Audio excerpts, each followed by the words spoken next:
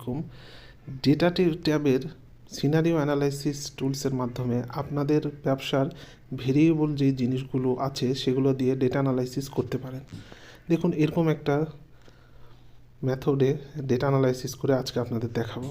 দেখুন এখানে sales quantity, unit price, fixed cost, variable cost, profit and loss, এই জিনিসগুলা একটা ডেমো দেওয়া আছে। দেখুন সেলস কোয়ান্টিটি 10 টাকা প্রতি পিস, এবং এখান থেকে ইউনিট প্রাইসটা যদি আমি গুণ করি তাহলে টোটাল সেলস বের হবে। টোটাল সেলস থেকে আমি যদি ভেরিয়েবল কস্টটা বাদ দিই, ভেরিয়েবল কস্ট আবার সেলস কোয়ান্টিটির সাথে গুণ করে বের করতে হয়। যখন এখানে ভেরিয়েবল কস্ট পার ইউনিট 25 টাকা দেওয়া আছে, তাহলে sales quantity into variable cost দিলে আমাদের টোটাল ভেরিয়েবল কস্ট বের হবে, অর্থাৎ sales minus variable cost minus fixed cost. Fixed cost সবসময় ফিক্স। এভাবে আমরা প্রফিট অ্যান্ড লসটা বের করলাম। এখানে প্রফিট আসছে 680 টাকা।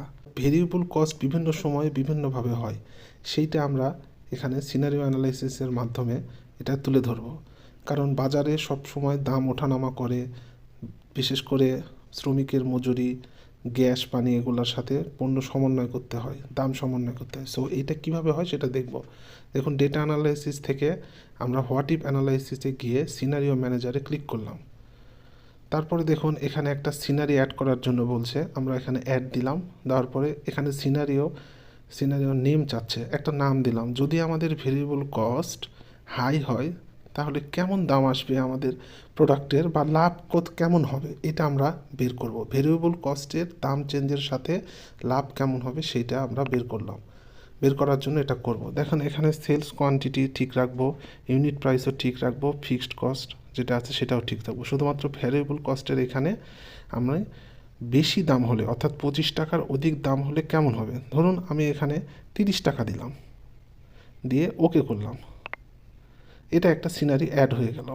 তারপর আর একটা সিনারিও আমরা অ্যাড করতে পারি। যদি এই দামটা মিডিয়াম হয়, অর্থাৎ ভেরিয়েবল কস্টটা যদি বেশি না, বেশির অল্প একটু বাড়ে, তাহলে সেটা কেমন, অর্থাৎ সেটা হতে পারে 25 থেকে 23 হতে পারে, 22 হতে পারে, একটা ধরে নেবেন আর কি। তারপরে সেলস কোয়ান্টিটি, সেলস প্রাইস ঠিক রাখলাম, ফিক্সড কস্টও ঠিক থাকবে। ভেরিয়েবল কস্টের এখানে আমি 25 টাকার জায়গায় দিলাম 20 টাকা, দিয়ে অ্যাড করে দিলাম। তারপর আরেকটা দিব, আরেকটা সিনারিও দিলাম লো কস্ট, অর্থাৎ ভেরিয়েবল কস্টটা যদি লো থাকে তখন কেমন হতে পারে। এই ভেরিয়েবল কস্টের এখানে আবার দিলাম 20 টাকার, 25 টাকার কম 24 টাকা দিলাম, তাহলে কেমন হবে। দেখুন এখানে আমরা 3টা সিনারিও দাঁড় করেছি, তাহলে আমাদের লাভগুলো কেমন হবে সেটা আমরা দেখতে পাবো। দেখুন এইটা লো, মিডিয়াম, হাই, এখানে ক্লিক করব। দেখুন অটোমেটিক্যালি সেগুলা লাভ কত আসবে না লস আসবে সব বলে দিবে। এখানে ওই হাই, লো, মিডিয়াম ক্লিক করবেন আর অ্যাড দিবেন। আর এখানে দেখেন রেজাল্ট একটা সেল যাচ্ছে। সামারিতে যাব, সামারি দেখার জন্য তারপরে একটা এরকম একটা ডায়ালগ বক্স আসবে। তারপরে রেজাল্ট যেই ঘরটাতে দেখতে চান সেটা আপনাকে বলে দিতে হবে। বলে দেওয়ার পরে এইরকম একটা সামারি আপনার সামনে আসবে। দেখুন এখানে বলা আছে কোন জিনিসগুলো চেঞ্জ হয়, আমি এখানে রেফারেন্সে গিয়ে এই জিনিসগুলোর নাম চেঞ্জ করে দিয়ে লিখেছি। আর দেওয়ার সময় অবশ্যই নিচের যেই চিহ্নটা আছে ওটা একসাথে দেবেন, না হলে ফন্ট ভেঙে যাবে বা আসবে না। তারপরে দেখুন কারেন্ট যে ভ্যালুটা সেটা এই যে 10 টাকা পিস সেগুলো সব ঠিক থাকবে। যদি কম হয় তাহলে কত লাভ, দেখেন 30 টাকায় হলে 30 টাকা, আবার 28 টাকায় হলে 650 টাকা, আবার যদি 24 টাকা হয় তাহলে 690 টাকা। এভাবে আর কি বিভিন্ন সিনারিও ভেরিয়েবল কস্ট চেঞ্জ হওয়ার পরে এই ব্যবসাতে দাঁড়াবে, এবং বিভিন্ন সময় বিভিন্ন লাভ আসবে ভেরিয়েবল কস্ট চেঞ্জ হওয়ার ফলে।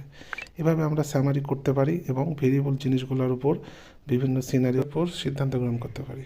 ধন্যবাদ।